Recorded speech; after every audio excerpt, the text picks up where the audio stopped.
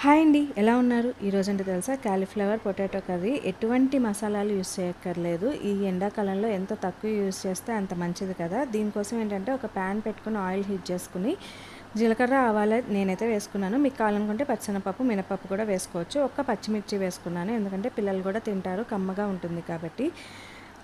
ఒక పెద్ద బంగాళదుంప ఫ్రోజన్ బఠానీ వేసుకుని బాగా కలుపుకొని పసుపు వేసి కలుపుకోవాలి. ఇవి బాగా కలుపుకున్నాక కాలీఫ్లవర్స్ సన్నగా పీసెస్ లాగా కట్ చేసేసుకోవాలి. కడిగేసుకుని ఇవి అందులో వేసేయడమే అండి. సాల్ట్ కూడా వేసి మూత పెట్టామనుకోండి, ఒక 5 to 10 మినిట్స్లో కర్రీ అయితే రెడీ అయిపోతుంది. ఈ కర్రీ రైస్లోకి కానీ, చపాతీల్లోకి కానీ, దోశలోకి కానీ, రోటీల్లోకి కానీ చాలా బాగుంటుందండి.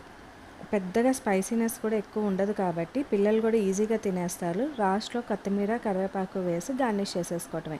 చాలా సింపుల్గా ఉంది కదా, కానీ చాలా టేస్టీగా ఉంటుంది. ఒకసారి ఇలా ట్రై చేయండి. ఇలాంటి కర్రీస్ అయితే మనకి ఈజీగా అయిపోతాయి,